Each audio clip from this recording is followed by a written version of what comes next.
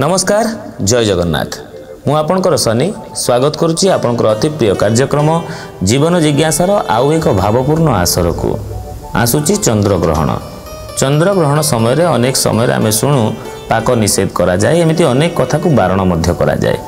तेरे चंद्रग्रहण समय कौन सबू करिबा कौन सबू न करिबा से संपर्क में संपूर्ण तथ्य जोगाई आम सहित जोड़ी होती आमर अति प्रिय ज्योतिर्विद एवं वास्तुविद पंडित चित्तरंजन महापात्र। नमस्कार। जय जगन्नाथ। जय जगन्नाथ।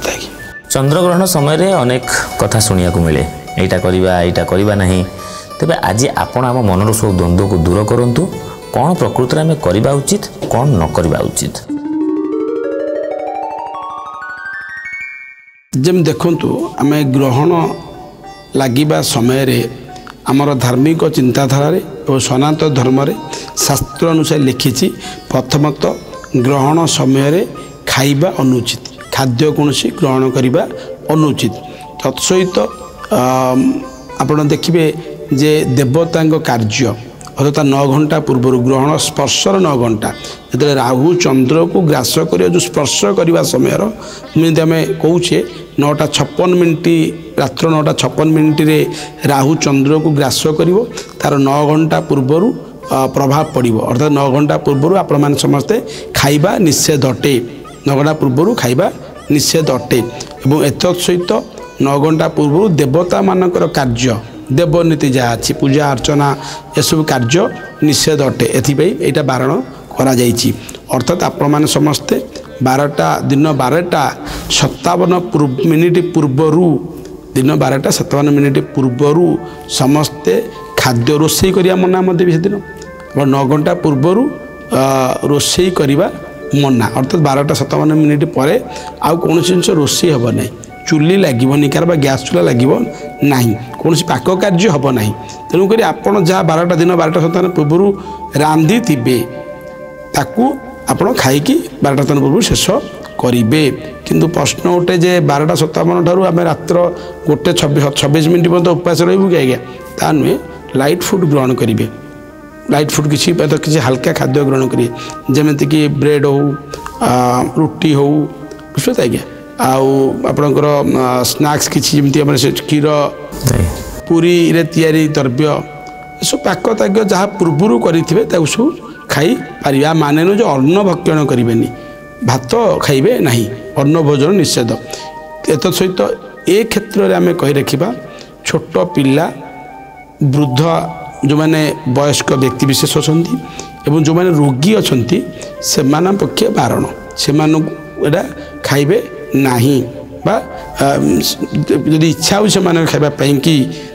आम धराजीव नहीं से खाई पारिबे छोट पिला एवं वृद्धा व्यक्ति विशेष वयस्क व्यक्ति विशेष माने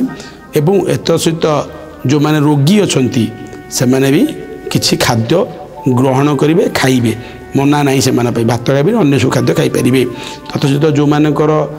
कनसीव जो मैंने छुआ गर्भवती माँ मैंने अच्छा से तो खाइबा निहाती आवश्यक अटे से मैंने भी खाईपारे खाद्य ग्रहण करेंगे किंतु अभक्ष्य भक्षण अर्थात से जो समय खाली जे आमर वृद्धा वृद्धि व्यक्ति विशेष मान कहूनी छोट पिला कहूनी माँ आमर गर्भवती महिला मान कहूनी समस्त प्रत्येक व्यक्ति विशेष मान कहूँ खाद्य ग्रहण करूँ भात खाइबेनी जोटी कहते अति गरिष्ठ खाद्य चिकेन मटन जमी गोटे फार्स आजिकल लगुच आज्ञा बिरियानी कर किसी हेतुवादी भाई बांटुंट से सब कथार प्रलोभित नईकि आमर सनातन धर्म रे जहाँ नियम अच्छी आमर शास्त्र जहाँ नियम अच्छी मानतु आज्ञा प्रधान को ताकू से अनुसार किसी गरिष्ठ खाद्य न खाई कम जोटा पाचन क्रिया जमी संभाली सहज हो पारे पाचन क्रिया से सब खाद्य में खाइबा उचित अटे। तो आ बाकी रहा तो आपणकर 12:57 मिनिट पर स्नान गाधेबा यू बंद कर एत सहित तैलमर्दन तेल लगे ना तत्सहित आप जानते भी परवर्ती समय किसी जिनस मैथुन शास्त्र कही मैथुन करा ग्रहण समय एवं तत्सहित आउ कौन नियम पालिबे जो गर्भवती माँ मैंने अच्छा से मैंने केबे ग्रहण को देखिए ना बाहर को बाहर ना ग्रहण लगिबा समय पूर्ण मात्रा ग्रहण लगुच से ही समय संपूर्ण भाव गोटे नड़ियाटे कोल पाखे रखी पेट पाखे रखी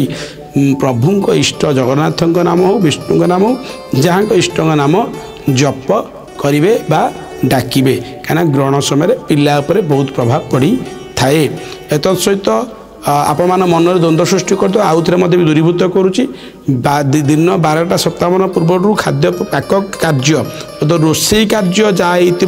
से ग्रहण करेंगे आ 12:57 पर चुली लगे ना या माने नुहे जे उपवास रे ना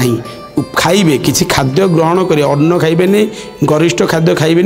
9:57 रात्र पर्यंत आ 9:57 रात्र ठारू पूर्ण मात्रा खाद्य ग्रहण निर्भूत रहिबे अर्थात ता पर दिन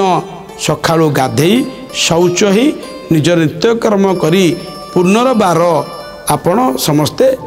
कार्य आरंभ करेंगे दैनंदिन जीवन पूजा पद्धति एंटन जहाँ कार्य नॉर्मल जिन करा परदिन ब्रह्म मुहूर्त स्नान करेंगे 4टार स्नान करी आपण कार्य आरंभ करेंगे चंद्रग्रहण समय कौन सब करवा कौन सब न करवा से संपर्क में सविशेष तथ्य जोगई बहुत बहुत धन्यवाद आशा करुच्ची आपण मैंने चंद्रग्रहण समय टिके सतर्क रहीकि निजको तथा निज परिवार को सुरक्षित रखिए जीवन जिज्ञासा कार्यक्रम में आउ किछि जिज्ञासामूलक प्रश्न तार अति सुंदर समाधान सहित पुणी थे फेरी आसो आज एतिकी रहिलु